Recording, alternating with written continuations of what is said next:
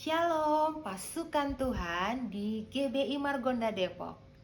Nah sekarang Kak Mercy mau ceritakan hal-hal yang hebat luar biasa tentang Tuhan kita Yesus Kristus. Tapi sebelumnya kita berdoa dulu ya. Yuk lipat tangannya, tutup matanya, dan sungguh-sungguh kita berdoa. Tuhan Yesus yang baik, hari ini kami mau dengar firman Tuhan. Tolong kami ya Tuhan, supaya kami bisa ngerti akan firman-Mu. Allah kami Roh Kudus, pimpin kami ya. Berkati kami dengan hikmat yang daripada-Mu, sehingga kami bisa mengerti firman-Mu, paham, dapat merenungkannya, dan melakukan firman Tuhan. Dalam nama Tuhan Yesus yang percaya katakan, amin. Hai. Wow, Jumat kemarin, masih inget gak kita ngerayain apa? Betul banget, kita ngerayain tentang Jumat Agung. Apa sih itu Jumat Agung? Bener, kita merayakan di mana Tuhan telah berkorban untuk kita di kayu salib. Ya, benar, Dia menebus segala kesalahan kita, dosa-dosa kita di kayu salib. Karena firman Tuhan katakan, kalau nggak ada darah yang tertumpah, maka tidak akan ada pengampunan dosa. Begitu juga pengampunan dosa aku dan pengampunan dosa untuk kamu. Nah hari ini firman Tuhan katakan dalam Alkitab, hari ini setelah hari yang ketiga, Dia apa? Dia apa? Betul, Dia bangkit. Dan kita hari ini merayakan Paskah. So, Paskah bukan berarti kita mencari telur. Bukan ya. Bukan berarti kalau Paskah itu, Kak, kalau Paskah itu kita cari telur, Kak. Ayo diumpetin telurnya. Bukan itu. Tapi Paskah tentang, yes betul, kebangkitan Tuhan Yesus dari kematian. Hebat kan dia? Dia bangkit loh nak. Dia sudah bangkit dan hidup. Buktinya apa? Kita bisa baca di keempat kitab, yaitu Matius, Markus, Lukas, dan Yohanes. Tapi kalian bisa mulai dulu nih cerita tentang kebangkitan Yesus di Matius pasal yang ke-28, ayat yang pertama sampai dengan ayat yang ke-10. Nah, kalian bisa baca ya, tapi kalian juga bisa baca itu juga ada di Markus, Lukas, dan Yohanes. Nah, pada hari itu murid-murid Tuhan Yesus, karena mereka tahu bahwa Tuhan Yesus itu mati pada hari dimana kita rayakan Jumat Agung. Hari Jumat itu Dia sudah mati di kayu salib. Dan mereka lupa nih, kalau Tuhan Yesus pernah bilang, hari yang 3 aku akan bangkit. Mereka lupa, saking sedihnya, ya kan? Nah karena itu pada pagi-pagi benar, pasti adik-adik sudah ingat, sudah benar-benar ngerti cerita tentang kebangkitan Tuhan Yesus. Pagi-pagi benar, murid-murid Tuhan Yesus pertama kali adalah Maria Magdalena dan Maria, yang satunya lagi mereka datang ke kubur Yesus. Dan apa yang mereka temukan? Benar, kubur itu sudah tidak ada lagi mayat Yesus. Hanya ada apa? Hanya ada bekas kain kafannya saja dan kain yang menutupi wajahnya. Bahkan kain yang menutupi wajahnya itu sudah digulung loh. Digulung sama siapa? Gak tahu. Pokoknya cuman tinggal kubur kosong. Kenapa? Karena yes, betul banget, Tuhan Yesus kita sudah bangkit. Dia hidup. Makanya kuburnya gak ada mayatnya, kosong. Nah adik-adik, itu membuktikan Tuhan Yesus kita hidup. Beneran hidup. Nah karena itu buktinya juga adalah kita bisa baca di 1 Korintus 15 ayat yang ke-17. Yuk sama-sama yuk kita baca yuk. 1 Korintus 15 ayat yang ke-17. Kalau Dia benar-benar hidup, Ini adalah suatu bukti buat kita bahwa kita benar-benar harus yakin dan percaya.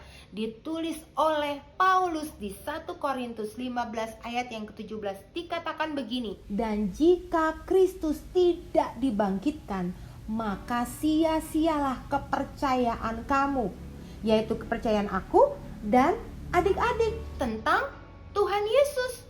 Kalau Kristus tidak dibangkitkan, katanya, maka sia-sialah kepercayaan kamu dan kamu masih hidup dalam dosa-dosamu.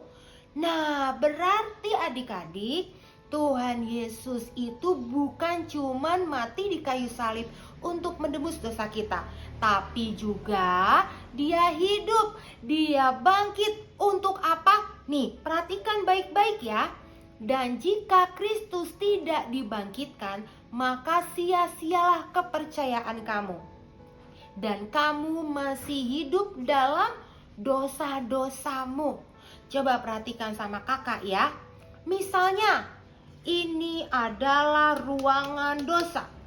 Dan orang ini tinggal hidup di dalam ruangan dosa. Nah, sekalipun dia sudah gak ada lagi dosa-dosanya karena Kristus sudah mati di kayu salib untuk menebus segala dosa aku dan kamu.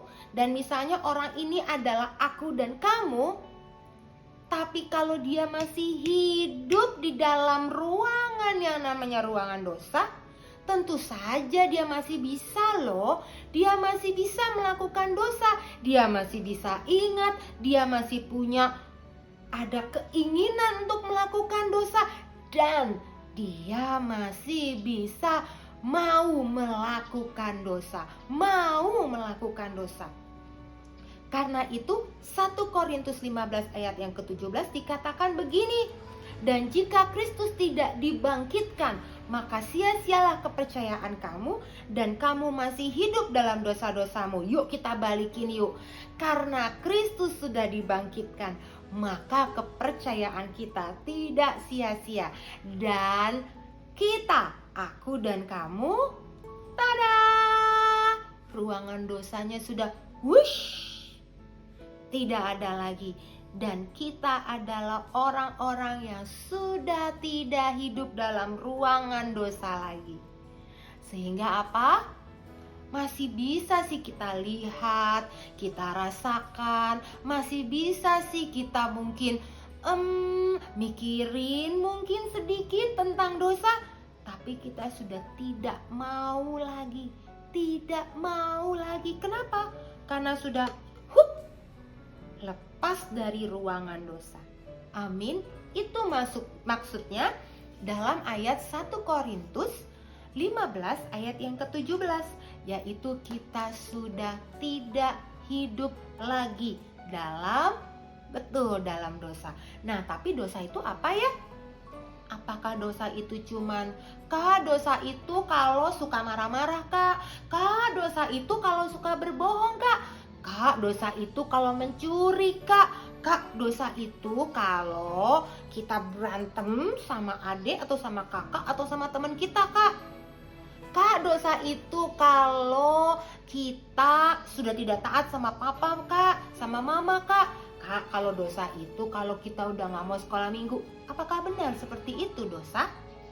Dosa itu seperti ini loh. Lihat ya baik-baik ya. Nih, begini nih. Misalnya Kak Mercy mau masukin ini ke sini. Nih ya, aku lempar ya. Pengennya masukin ke sini, tapi ternyata ups, lewat. Gak bisa masukin ke sini. Artinya apa? Gak tepat sasaran. Itu dosa. Dosa artinya tidak tepat sasaran. Sasaran apa? Sasaran yang Tuhan mau. Tuhan maunya kita lakukan firman Tuhan. Tidak tepat lakukan firman Tuhan, itu dosa loh. Nah, kalau gitu kita taunya dari mana apa yang Tuhan mau? Bener banget, dari sini, dari firman Tuhan. Kalau tidak tepat dengan firman Tuhan, tidak tepat sasaran, itu namanya dosa. Tuhan Yesus sudah menebus kita dari segala dosa kita, dan Dia sudah dibangkitkan, artinya kita sudah tidak hidup dalam yang tadi ruang dosa itu. Kita sudah tidak hidup dalam dosa. Kenapa? Karena Dia sudah dibangkitkan. Dia sudah bangkit. Itu untuk kita loh, supaya kita nggak hidup lagi dalam ruangan dosa yang tadi. Nah, karena itu, apa sih yang tidak tepat dari firman Tuhan ini? Bukan cuman bohong, mencuri, pikiran yang kotor, marah-marah, bukan cuman itu loh. Tapi kalau firman Tuhan katakan, engkau adalah pemenang. Firman Tuhan katakan, aku mengasihimu. Tapi kita bilang, masa sih? Itu juga artinya apa? Tidak tepat firman Tuhan artinya apa? Iya, betul banget. Nah, karena itu, pasukan kesayangan Tuhan, kita hidup bukan dalam ruang dosa lagi. Sehingga kita mau nurutin apa yang firman Tuhan katakan. Supaya apa nih? Supaya tepat sasaran yang Tuhan mau, tepat sasaran yang firman Tuhan katakan. Nah, karena itu firman Tuhan katakan, aku mengasihimu. Kalau kita bilang, apa buktinya Kak? Buktinya Tuhan Yesus sudah mau mati loh di kayu salib, dan Dia sudah bangkit loh. Dan terlebih lagi kita baca yuk Yesaya 43 ayat yang keempat. Yuk sama-sama yuk. Ayo, buka Alkitabnya. Yesaya 43 ayat yang keempat. Ready?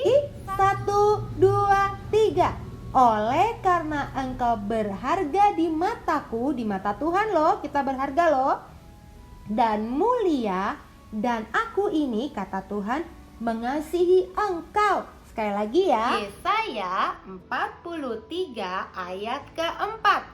Oleh karena engkau berharga di mataku dan mulia, dan aku ini mengasihi engkau. Firman Tuhan katakan kita berharga dan mulia. Tapi kalau kita berpikir, enggak aku kayaknya enggak berharga, enggak aku enggak bisa. Kalau misalnya kakak sekolah minggu bilang gini, ayo kamu pimpin doa ya. Enggak kak, aku enggak bisa. Itu bukannya merasakan kamu enggak berharga. Itu bukannya kamu merasakan enggak bisa. Ya kan? Firman Tuhan bilang apa? Kamu berharga, kamu mulia. Karena Tuhan mengasihi kamu dan aku loh. Karena itu kita nggak mau ya, nggak tepat sasaran ya. Kita nggak mau ya lakukan dosa lagi ya. Ingat ya, kita udah nggak ada dalam ruangan dosa.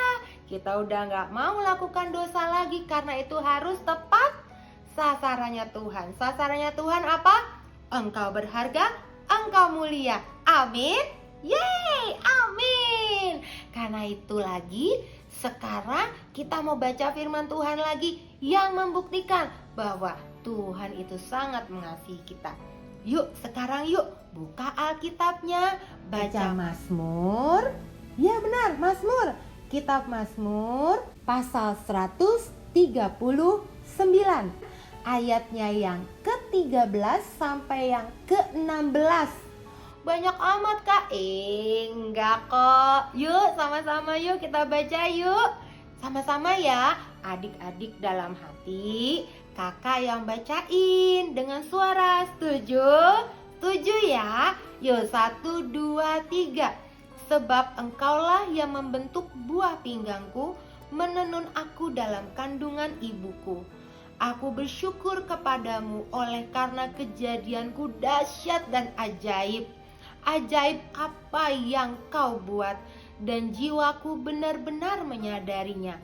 Tulang-tulangku tidak terlindung bagimu ketika aku dijadikan di tempat yang tersembunyi. dan aku direkam di bagian-bagian bumi yang paling bawah. Matamu melihat selagi aku bakal anak, dan dalam kitabmu semuanya tertulis hari-hari yang akan dibentuk sebelum ada satu pun daripadanya. Katakan amin. Nah, adik-adik, pasukan kesayangannya Tuhan, Tuhan Yesus sangat sayang sama kita. Karena itu dia bilang apa di sini? Di ayat ke-13 dia membentuk kita loh. Bahkan saat kita belum ada dalam perut mama aja dia sudah sayang sama kita loh. Ini loh dikatakan, tulang-tulangku tidak terlindung bagimu, ayat yang ke-15 ya. Ketika aku dijadikan di tempat yang tersembunyi dan aku direkam di bagian-bagian bumi yang paling bawah. 16. Matamu melihat selagi aku bakal anak. Dalam perut mama aja mata Tuhan melihat kita dengan cinta. Luar biasa kan? Karena itu pasukan kesayangan Tuhan. Yuk, kita mau melakukan sesuai firman Tuhan. Tepat sasaran, artinya kita tidak melakukan dosa. Karena dosa artinya tidak tepat sasaran yang Tuhan mau.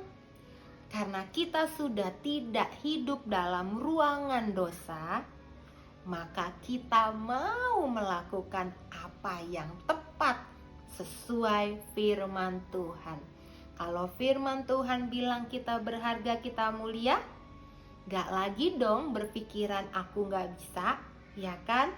Tapi kita berpikiran aku bisa karena Tuhanku hebat. Aku bisa karena Tuhan Yesus yang bikin aku bisa. Yuk kita ubah. Tahun ini Opa Niko bilang apa? Tahun 2022 adalah tahun paradigma yang baru. Paradigma itu apa sih? Cara kita berpikir. Yuk, cara kita berpikir dirubah ya. Seperti yang Tuhan pikirkan, itu yang aku pikirkan. Sekali lagi ya, ulangin ya sama-sama kakak ya. Seperti yang Tuhan Yesus pikirkan, itu yang aku pikirkan. Sekali lagi, yuk 1, 2, 3. Seperti yang Tuhan Yesus pikirkan, itu yang aku pikirkan. Itu loh yang tepat sasaran dan itu yang Tuhan suka. Selamat Hari Paskah. Tuhan Yesus bangkit, kita pun sudah tidak hidup dalam ruang dosa. Sehingga kita mau melakukan apa? Tepat sasaran, tepat firman Tuhan. Yang mau katakan yes, yes, yes. Oke deh. Sekarang kita mau tutup dengan doa ya. Tutup matanya, lipat tangannya. Kita sungguh-sungguh ya. Tuhan Yesus, terima kasih. Engkau sudah mati bagiku dan bangkit bagiku. Sekarang aku sudah tidak hidup dalam ruang dosa lagi. Aku sudah tidak hidup dalam dosa lagi. Karena Tuhan Yesus sudah bangkit bagiku. Terima kasih Tuhan, hari ini aku merayakan Paskah, yaitu kebangkitan-Mu. Terima kasih karena hari ini aku mau belajar, punya pikiran yang baru. Seperti yang Tuhan Yesus pikirkan, itu yang aku pikirkan. Sehingga aku melakukan segala sesuatunya tepat kepada sasaran Tuhan. Karena aku sudah tidak mau lagi melakukan dosa.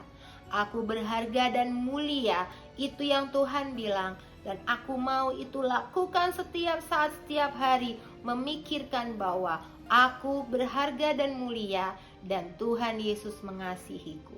Terima kasih Tuhan Yesus.